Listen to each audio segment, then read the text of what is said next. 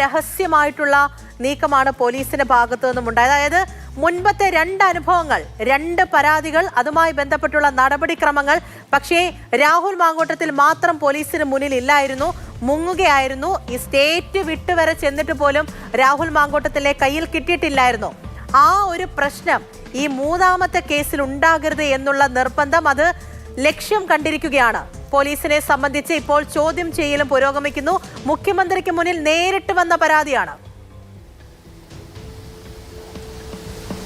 തീർച്ചയായും, അതായത് മുഖ്യമന്ത്രിക്ക് മുന്നിൽ നേരിട്ട് ഈ പരാതി വരുന്നു. അതീവ രഹസ്യമായി പോലീസ് നീങ്ങുന്നു.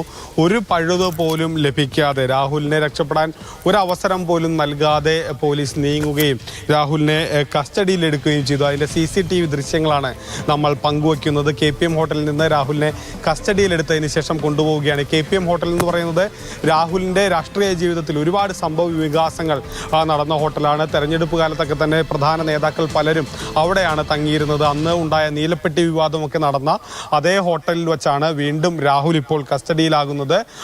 പോലീസ് അതീവ രഹസ്യമായി നീങ്ങി. പാലക്കാട് ജില്ലയിലെ 2 ഉദ്യോഗസ്ഥർക്ക് മാത്രമേ ഇത് സംബന്ധിച്ച കാര്യങ്ങൾ അറിയുമായിരുന്നുള്ളൂ.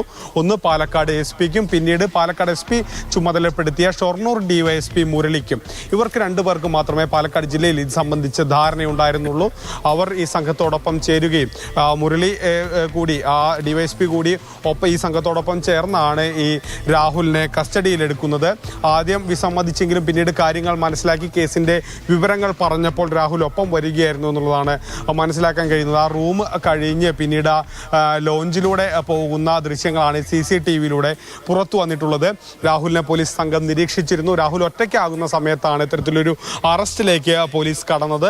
അതീവ രഹസ്യമായി നീങ്ങിയ പോലീസിൻ്റെ ഈ ഓപ്പറേഷൻ വിജയിച്ചു എന്ന് തന്നെ പറയാം. കാരണം ഇതിനു മുൻപ് 2 പരാതികൾ രാഹുലിനെതിരെ വന്നിരുന്നു. അന്ന് പോലീസ് കൈമേയ് മറന്ന് രാഹുലിനെ പൂട്ടാൻ ശ്രമിച്ചതാണ്, പക്ഷെ നടന്നില്ല. രാഹുൽ ഒളിവിൽ പോയി. ഒളിയിടം കണ്ടെത്താൻ പോലീസിന് കഴിഞ്ഞില്ല. പല ശ്രമങ്ങളും നടന്നു. തിരുവനന്തപുരത്ത് നിന്നുള്ള പോലീസ് സംഘം ബാംഗ്ലൂരിലൊക്കെ തന്നെ പോയി അന്വേഷണം നടത്തി. അങ്ങനെ പല സ്ഥലങ്ങളിലും അന്വേഷണം നടത്തിയപ്പോഴൊന്നും തന്നെ രാഹുലിനെ കണ്ടെത്താൻ കഴിഞ്ഞില്ല. പക്ഷേ അത് അറിഞ്ഞുകൊണ്ടായിരിക്കണം അതീവ രഹസ്യമായി പോലീസ് ഈ കാര്യങ്ങൾ നീങ്ങി ഒരു മിന്നലാക്രമണം പോലെ വളരെ പെട്ടെന്ന് രാഹുലിന്റെ മുന്നിലെത്തുകയും രാഹുലിനെ കസ്റ്റഡിയിലെടുക്കുകയും അതിനുശേഷം അറസ്റ്റ് രേഖപ്പെടുത്തുകയും ചെയ്തു. അത്തരത്തിൽ ഒരു വളരെ പെട്ടെന്നുള്ളൊരു നടപടിയിലേക്കാണ് പോലീസ് നീങ്ങിയത്. ഒരാഴ്ച മുൻപാണ് ഇത് സംബന്ധിച്ച മൊഴി പോലീസ് രേഖപ്പെടുത്തുന്നത്. രഹസ്യമായി തന്നെ നീങ്ങി, കൂടുതൽ ഉദ്യോഗസ്ഥരെ ഒന്നും അറിയിച്ചില്ല. അങ്ങനെ ആ നീക്കം അവസാനം വിജയം കണ്ടു. അതീവ ഗുരുതരമായ പല തെളിവുകളും പോലീസിന്റെ പക്കലുണ്ട് എന്നുള്ളതാണ് ലഭ്യമാകുന്ന വിവരം. ഈ യുവതി പല തെളിവുകളും ശേഖരിച്ചു വെച്ചിരുന്നു. അതെല്ലാം തന്നെ പോലീസിന് കൈമാറിയിട്ടുണ്ട് എന്നുള്ളതാണ് ലഭ്യമാകുന്ന വിവരം.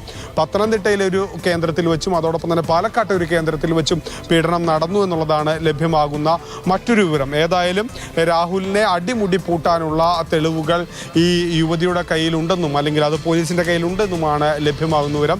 ഗുരുതരമായ വകുപ്പുകൾ ഇവർ രാഹുലിനെതിരെ ചുമത്തുമെന്നുള്ളത് ഉറപ്പാണ്. പോകുന്നത് എന്നത് സംബന്ധിച്ച്, ഈ കേസിനെ സംബന്ധിച്ച് പ്രധാനപ്പെട്ട ഒരു കാര്യം തന്നെയാണ്. പാലക്കാട് നിന്നും ഗോകുൽ VS ആണ് നമ്മളടുത്ത് കാര്യങ്ങൾ പറഞ്ഞുകൊണ്ടിരുന്നത്.